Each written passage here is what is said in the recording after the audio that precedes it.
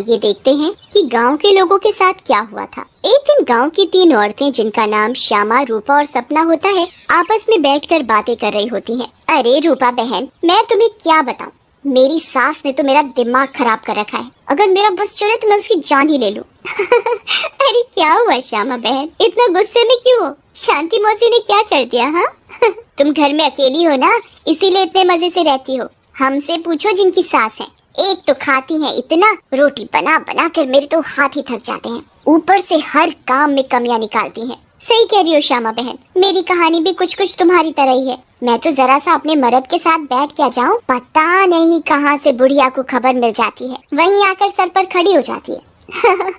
हाँ ये तो चिंता की बात है सपना बहन, मौसी को समझाओ, नहीं तो दादी कैसे बनेंगी। रूपा की बात सुनकर तीनों जोर जोर से हंसने लगती हैं। तभी उनकी नजर एक गोलगप्पे वाली पर पड़ती है। गोलगप्पे वाली बहुत ही सुंदर होती है, उसे देखकर तीनों से रहा नहीं जाता और वो तीनों गोलगप्पे वाली के पास चली जाती हैं। अरे तुम तो औरत होकर गोलगप्पे बेच रही हो।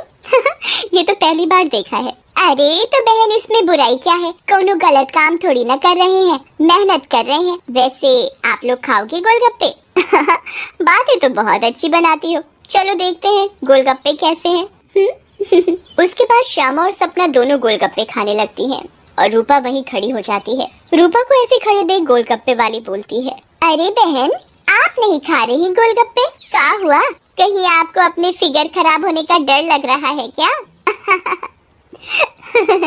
अरे नहीं नहीं, ऐसी बात नहीं है, मैं बस बाहर का सामान कम खाती हूँ और कोई बात नहीं, इन दोनों को खाने दो। श्यामा और सपना गोलगप्पा खाने के बाद बोलती हैं, अरे वाह गोलगप्पे वाली, क्या गोलगप्पे हैं, मुंह से तो स्वाद ही नहीं जा रहा, मजा आ गया।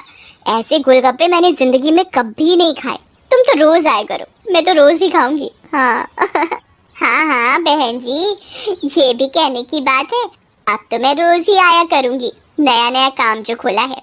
उसके बाद वो गोलगप्पे वाली वहाँ से चली जाती है और वो तीनों औरतें भी अपने अपने घर चली जाती हैं। अगली सुबह रूपा पानी भरने के लिए कुएं पर जाती है। वहाँ औरतें आपस में बातें कर रही होती हैं। अरे रूपा बहन, पता है तुम्हें श्यामा और सपना कहाँ है? कहाँ है मतलब? अरे अपने घर पर होंगी और कहाँ? अरे नहीं रूपा बहन, वो दोनों अपने घरों से गायब हैं। कोई कह रहा था कि उनका चक्कर चल रहा था मर्दों के साथ और उन्हीं के साथ घर छोड़कर भाग गई हैं। बेचारे उन दोनों के पति। रूपा को ये बात सुनकर बहुत गुस्सा आता है और वो बोलती है, तुम्हें शर्म आनी चाहिए, औरत होकर औरतों के बारे में ऐसी बातें करते हो।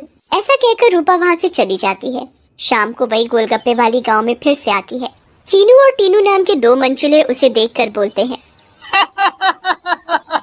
अबे टीनू, वो देख क्या लड़की है, एकदम एक नंबर, ये तो तेरी भाभी बनने लायक है बेड़ू। सही कह रहा है चीनू, लेकिन इसमें थोड़ा गलती होने का, ये अपन की नहीं, तेरी भाभी बनने लायक है, समझा क्या? फिर वो दोनों गोलगप्पे वाली के पास जाते हैं और बोलते हैं, ए गोलगप्पे वाली, क्या गोलगप्पे खिलाएगी हम दोनों को? आप दोनों भी कैसी बातें करते हैं, ये गोलगप्पे क्या मैंने पानी भरकर होली में मारने के लिए रखे हैं? आप बहुत मजाक किया हो मेरी तरह। वैसे क्या नाम है आपका? नाम में क्या रखा है साहब, आप गोलगप्पे खाइए ना, अगली बार आऊंगी तो नाम भी पता चल जाएगा। फिर चीनू और टीनू गोलगप्पे खाने लगते हैं। वाह, क्या गोलगप्पे हैं, इतने टेस्टी, लगता है तुम्हारे हाथ चूम लूं। मजा आ गया, मजा। फिर टीनू और चीनू गोलगप्पे वाली के सारे गोलगप्पे खा जाते हैं। अरे आप दोनों तो बहुत सारे गोलगप्पे खा गए, कहीं आपका पेट न खराब हो जाए। कुछ नहीं होगा हम दोनों को, हम दोनों का बॉडी एकदम स्टील के माफिक है। वैसे कल आएंगी आप यहाँ? लेकिन गोलगप्पे वाली कुछ नहीं बोलती और वहाँ से चली जाती है। रात में ज्यादा गोलगप्पे खाने की वजह से टीनू और चीनू के पेट में दर्द होता है। हाय रे, मर गया। अरे चीकू भाई, ये लड़के का चक्कर अपन दोनों के लिए भारी पड़ गया रे। बहुत तेज दर्द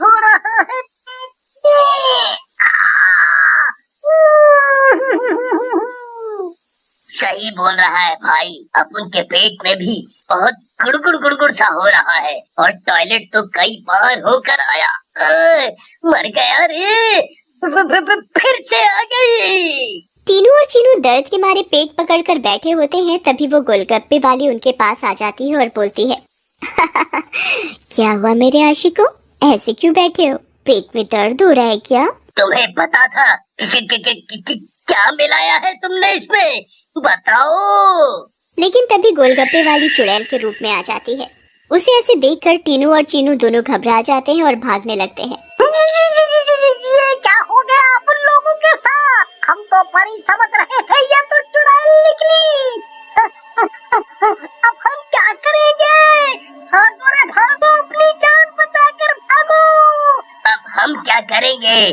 करेगी तो ये चुड़ैल, अगर हम यहाँ से नहीं भाग पाए, इसलिए भागो यहाँ से। लेकिन चुड़ैल उन दोनों को पकड़ लेती है और मार डालती है और वहाँ से चली जाती है।